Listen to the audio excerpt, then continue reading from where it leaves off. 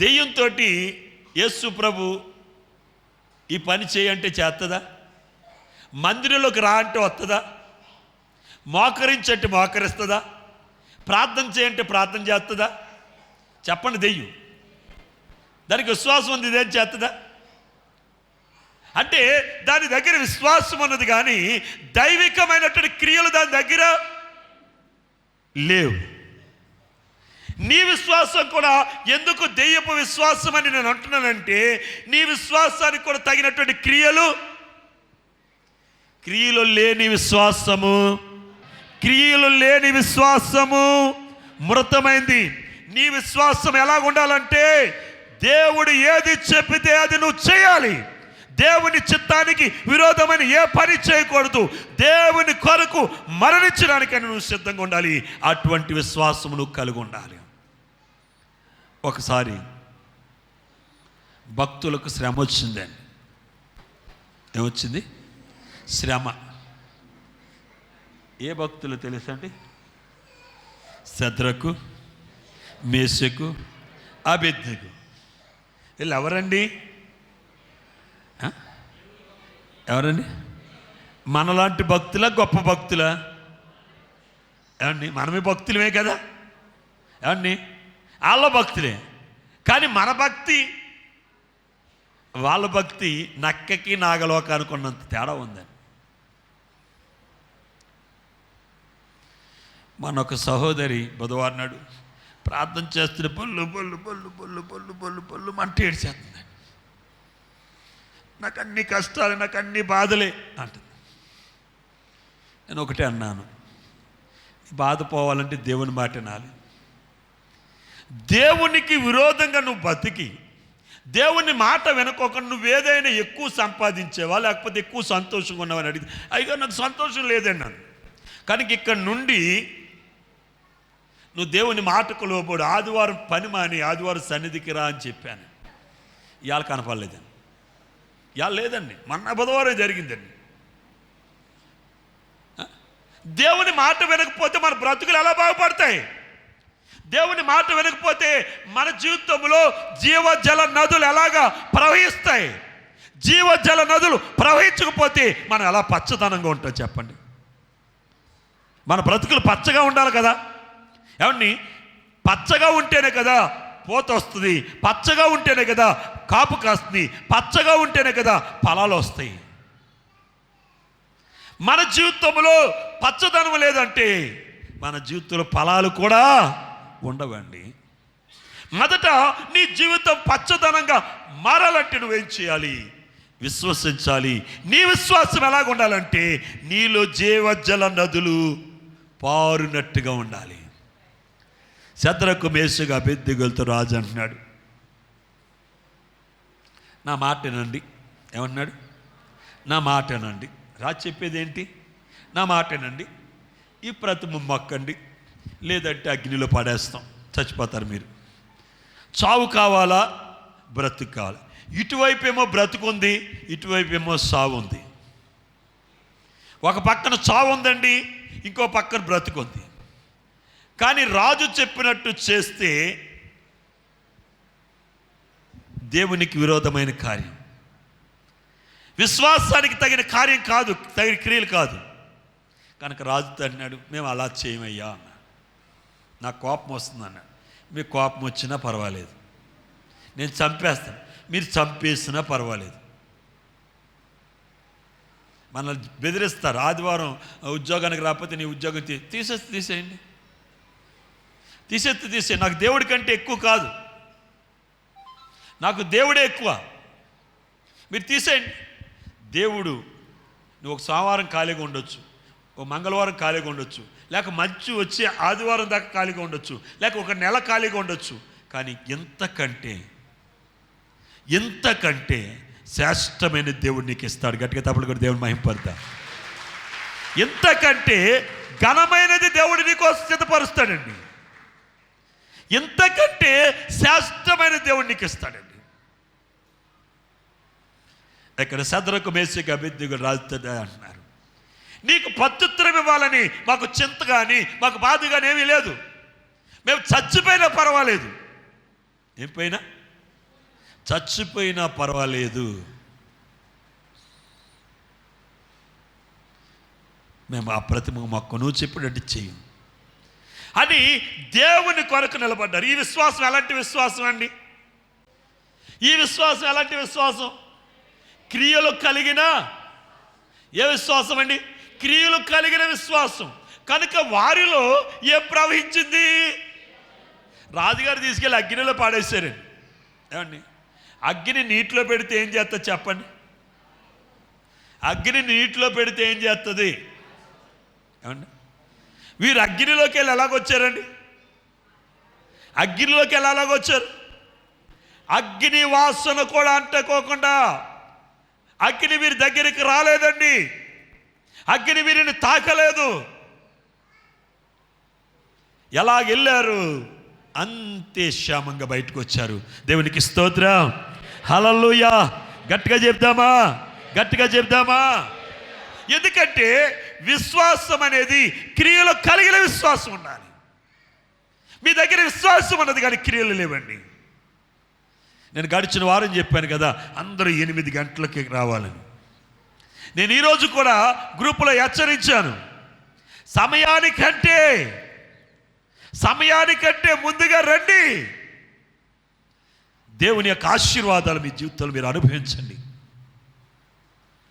ఏమండి, రోజు వంట చేసుకుంటున్నాం కదా, రోజు బట్టలు ఉతుక్కుంటున్నాం కదా, రోజు అన్ని పనులు చేసుకుంటున్నాం. ఈరోజు అన్ని పనులు పక్కన పెట్టి దేవుని దగ్గరికి వస్తే కదా దేవుడిచ్చి ఫలం ఏంటో నీకు తెలుస్తుంది.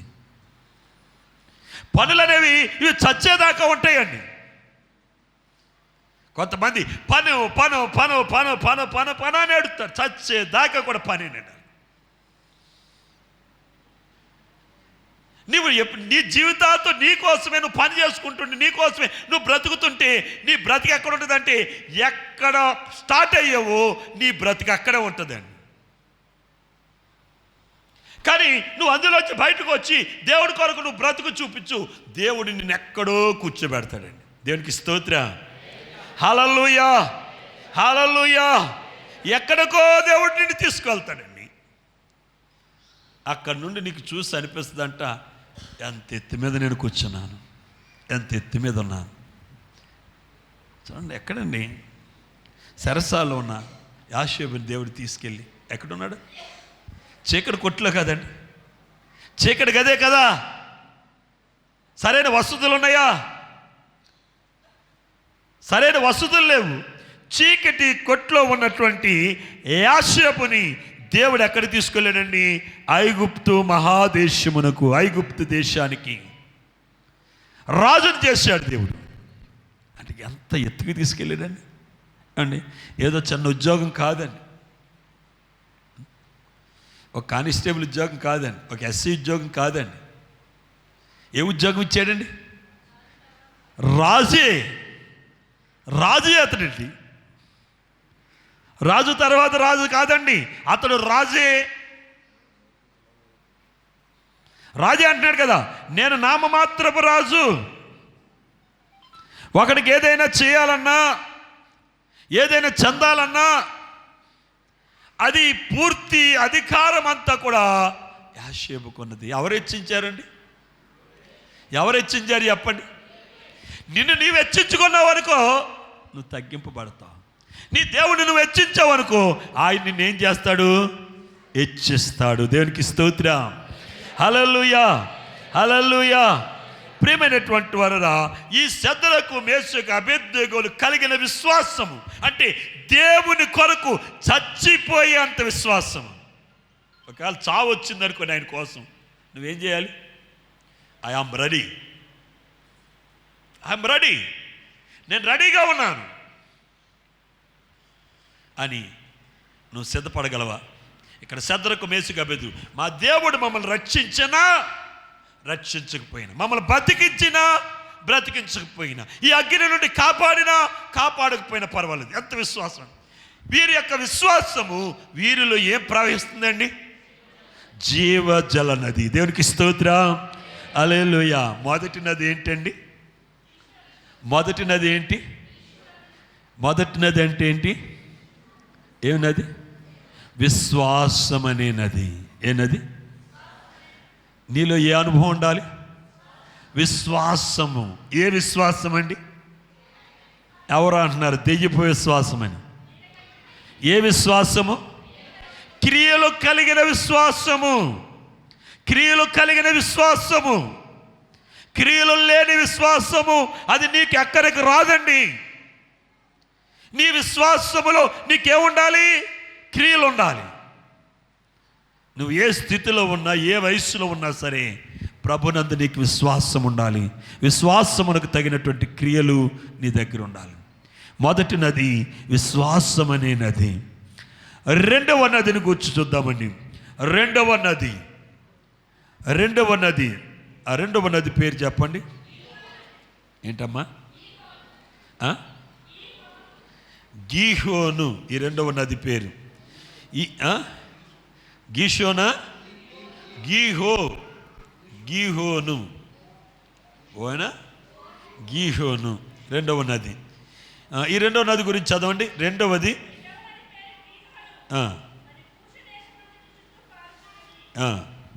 చాలమ్మ. రెండవ నది పేరు గీహోను నది. ప్రియమైనటువంటి వారు, పరిశుద్ధ గ్రంథము నుండి యెషయా గ్రంథము 6వ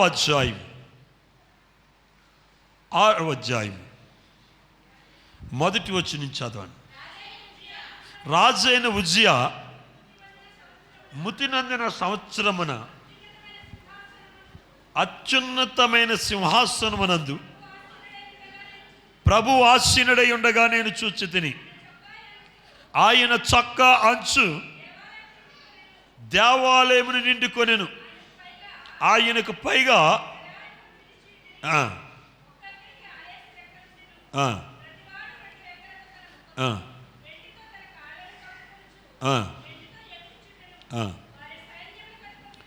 వారు సైన్యములకు అధిపతి యెహోవా పరిశుద్ధుడు, పరిశుద్ధుడు, పరిశుద్ధుడు, సర్వలోకమైన మహిమతో నిండి ఉన్నదని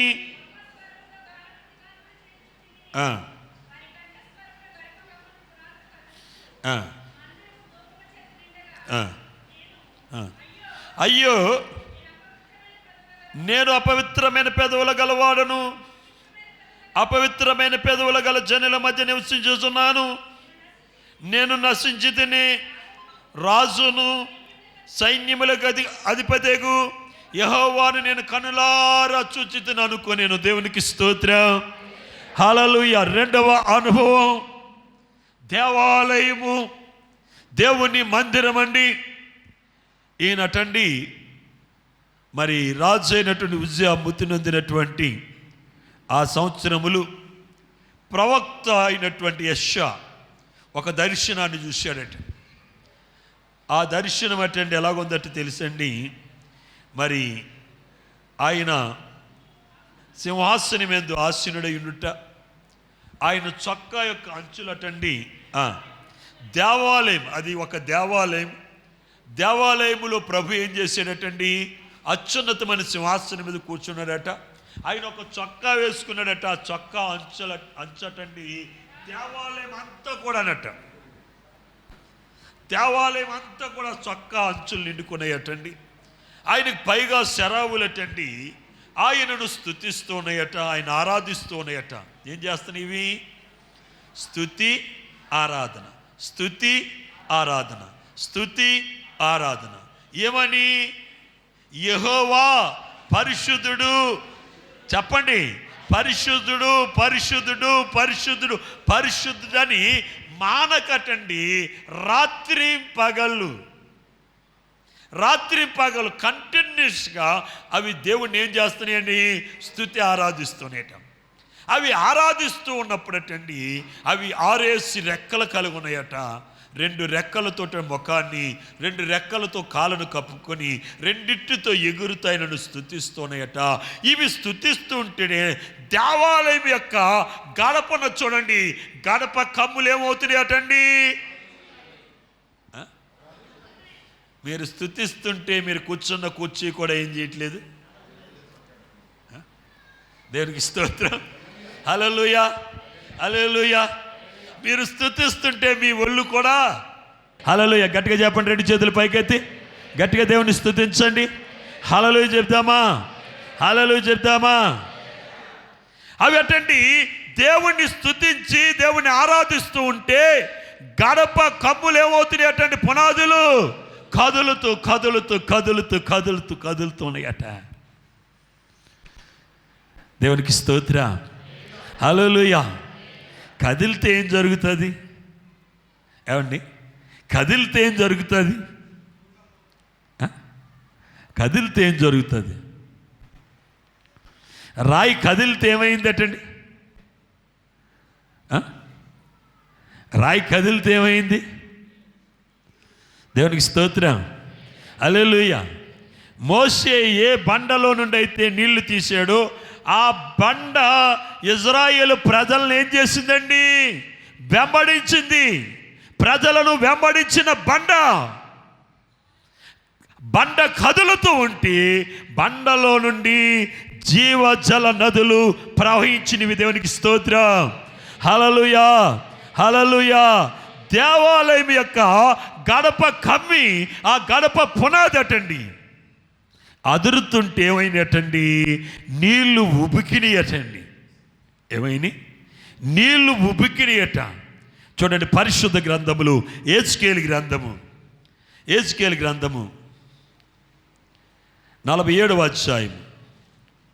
యెహెజ్కేలు గ్రంథము 47వ అధ్యాయము మొదటి వచనం.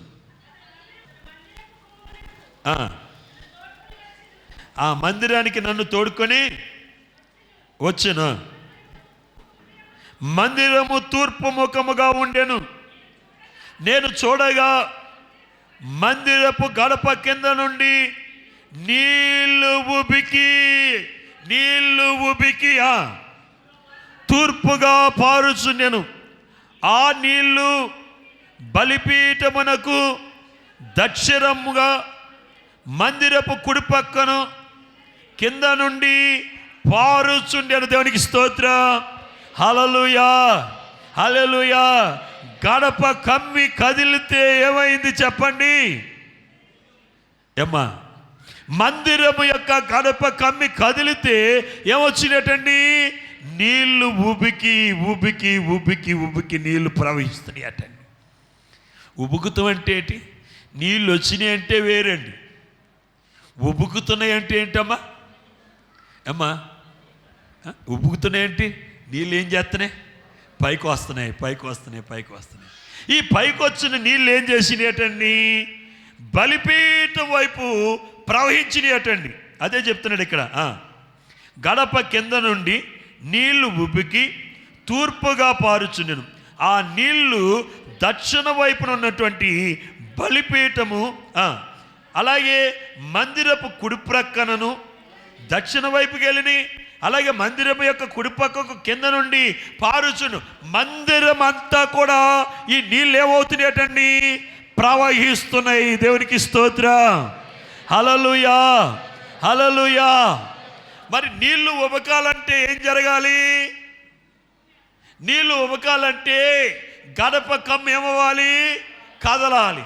గడప కమ్మి కదలాలంటే నువ్వేం చేయాలి? చెప్పండి. ఏం చేయాలి? గట్టిగా చెప్పండి. స్తుతి ఆరాధన. స్తుతి ఆరాధన నీ స్థితిని ఏం చేస్తుంది? మారుస్తుందండి. ఒక కాపరి దేవుణ్ణి స్తుతించటం వలన ఇజ్రాయెల్ ప్రజలకు ఏమైపోయాడండి? ఏం చేయటం వల్ల ఏమయ్యాడండి? రాజు అయిపోయాడు. నువ్వు దేవుణ్ణి స్తుతిస్తే, దేవుణ్ణి నువ్వు ఆరాధిస్తే దేవుణ్ణి ఏం చేస్తాడు? గొప్పవాడిగా చేస్తాడు. అమ్మ 10 గంటలకు ఎందుకు వస్తున్నారు అని అడిగితే ఒక అమ్మ అంది, 10 గంటలకు కదండి మీరు వాక్యం చెప్తున్నారు అన్నదండి. 10 గంటలకు ఎందుకు వస్తున్నావు అమ్మ అని అడిగితే, 10 గంటలకు కదండి మీరు వాక్యం చెప్తున్నారు, 8ంటికి వచ్చి నేను ఏం చేయను. మరి 8 గంటల నుండి మరి వచ్చి మేము చేస్తున్న పని ఏంటి? 8 గంటల నుంచి ఇక్కడ చేస్తున్న పని ఏంటి? దేవుణ్ణి స్తుతించి ఆరాధిస్తున్నాం. స్తుతి ఆరాధన అనేది నీ స్థితిని ఏం చేస్తుంది? మారుస్తుంది. దావీదు యొక్క స్తుతి దావీదు యొక్క స్థితిని మార్చి కాపరిగా ఉన్న దావీదుని తీసుకెళ్ళి సింహాసనం మీద కూర్చోబెట్టాడు. దేవునికి స్తోత్రం కలుగును గాక. హల్లెలూయా, హల్లెలూయా.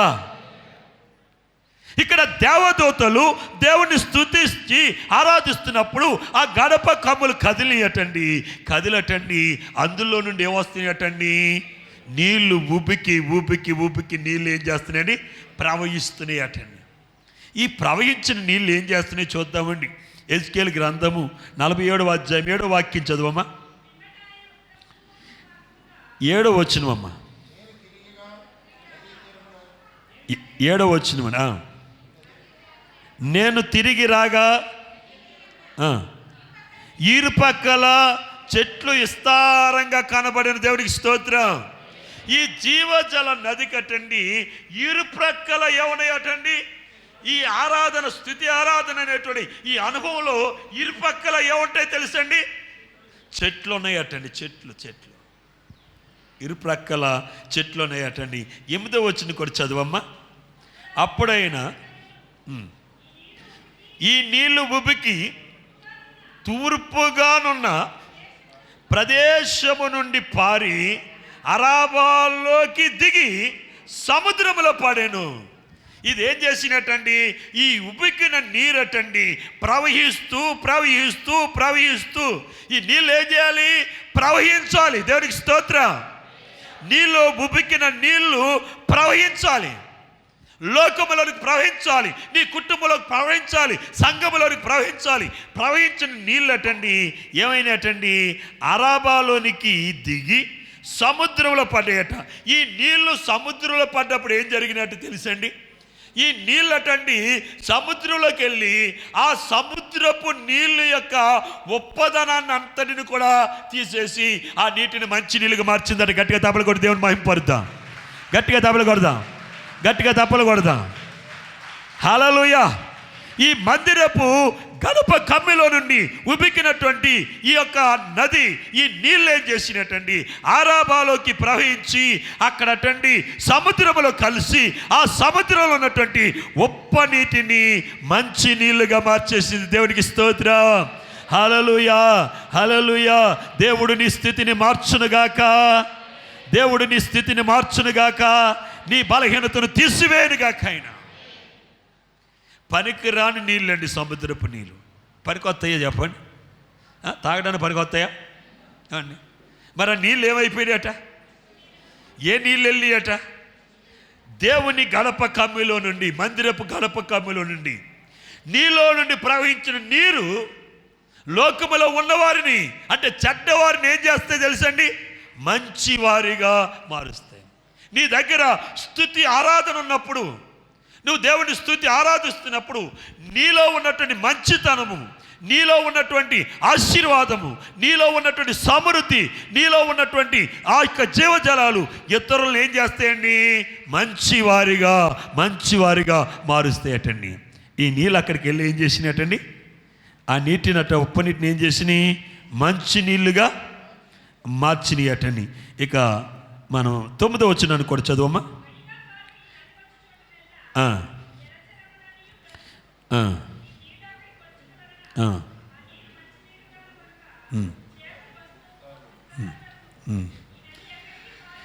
ఈ నది ఎక్కడికి పారును అక్కడ సమస్తం ఆశీర్వదింపబడును. దేవునికి స్తోత్రం. ప్రియ దైవ జనాంగమా, నువ్వు దేవుణ్ణి స్తుతించి ఆరాధించే వ్యక్తిగా ఉంటే నువ్వు ఎక్కడ అడుగు పెడితే అక్కడ దీవింపబడతావు. నువ్వు ఎవరిని దీవిస్తే వారు దీవింపబడతారు. నిన్ను ఎవరు దీవిస్తారో వారు దీవింపబడతారు. నువ్వు పాదం పెట్టే ప్రతి చోటు కూడా ఏమవుతుంది? దీవింపబడుతుంది. ఈ నది పారు చోటెల్లా ఏం జరుగుతుందంటే అక్కడ ఉన్నటువంటి ప్రాణులు, అక్కడ ఉన్నటువంటి వారు ఏం చేస్తారు? బ్రతుకుతారు. దేవునికి స్తోత్రం. హల్లెలూయా. ఇక చివరిగా 12వ వచనాన్ని చదువుదాం. నదీ తీరమున ఇరుప్రక్కల ఆహారమిచ్చు సకల జాతి వృక్షములు పెరుగును, వాటి ఆకులు వాడిపోవు, వాటి కాయలు ఎన్నటికి రాలవు. ఈ నదీ తీరు పరిశుద్ధ స్థలములో నుండి పారుచున్నది గనుక ఆ చెట్లు నెల నెల కాయలు కాయను, వాటి పండ్లు ఆహారమునకు, వాటి ఆకులు ఔషధమునకు వినియోగింపబడును. దేవునికి స్తోత్రం, హల్లెలూయా. ఈ నది ఎక్కడికైతే పారుతుందో నది ఇరుప్రక్కలు ఏముంటాయటండి? వృక్షాలు ఉంటాయట. ఆ వృక్షాలు ఏం చేస్తాయటండి? 12 నెలలు 12 కాపులు కాస్తాయటండి. నేను దీని గురించి చాలాసార్లు చెప్పాను మీకు. ఒక విశ్వాస జీవితం ఎలాగ ఉండాలంటే తెలుసండి. ఒక పక్క పోత ఉండాలి, ఒక పక్క పిందులు ఉండాలి, ఒక పక్క కాయలు ఉండాలి, ఒక పక్క ఫలాలు ఉండాలి. 12 నెలలు కాయాలంటే 4 అనుభవాలు కూడా చెట్లో ఉండాలి. తయారయ్యే కాయ తయారవుతూ ఉండాలి, తయారుకు సిద్ధమయ్యే కాయ సిద్ధమవుతూ ఉండాలి, కాయ తయారవటం కావలసినట్టు పూత వస్తూ ఉండాలి, పూతకు అవసరమైన చిగురు కూడా వస్తూ. ఈ స్తుతి ఆరాధన ఎవరిలో అయితే ఉంటుందో వారు ఎలాగుంటారు తెలుసండి? 12 నెలలు 12 కాపులు కాసే చెట్టులాగా ఉంటారు. ఆ కాయలటండి ఆహారం అవుతాయట, ఆకులటండి ఔషధాలు అవుతాయటండి. ఔషధంగా పని. ఔషధం అంటే ఏంటో తెలిసిన మందు. రోగానికి ఏం వేస్తాం? ప్రతి రోగానికి వాటి వలన ఉపశమనం కలుగుతుందట. మొదటి నది ఏంటి? విశ్వాసం అనే నది. రెండో నది ఏంటి? స్తుతి ఆరాధన అనే నది. ప్రభు వైపు చూడండి, యేసయ్యను చూడండి, యేసయ్య వైపు చూడండి, యేసయ్యను మాత్రమే చూడండి. నాయనా ఈ 4 అనుభవాలు నా జీవితంలో నాకు కావాలయ్యా. మొదటి అనుభవం నాయనా విశ్వాసం అనే అనుభవం నాయన. రెండవ అనుభవం నాయన, ఇదిగో రెండవ అనుభవం స్తుతి ఆరాధన అయినా. మూడవ అనుభవం అయినా కన్నీటి ప్రార్థన. 4వ అనుభవం పరిశుద్ధాత్మ. ఈ 4 నదులనైనా నాలో ఉబికి ప్రవహించినట్లుగా చేయండి నాయన. సహాయం చేయి. నోరు తెరిచి అడగండి నాయన. ఈ అనుభవం 4 అనుభవాలు నాకు దయచేయండి. పరిశుద్ధుడు అయిన తండ్రి, ప్రేమ కలిగిన దేవా, ఇప్పుడు వరకు నాయన మీరు మాతో ఉండి, మా మధ్యన ఉండి మాతో మీరు మాట్లాడారు నాయన. విత్తబడిన యొక్క వాక్యమునైనా ప్రతి ఒక్కరి హృదయములు మీరు ఫలింపు చేయనైనా. మంచి నేలపడ్డ విత్తనము ఎలాగైతే 100 ఫలించిందో అలా ఫలింపజేసి మమ్మల్ని శ్రేష్టమైన స్థలానికి మీరు నడిపించనైనా.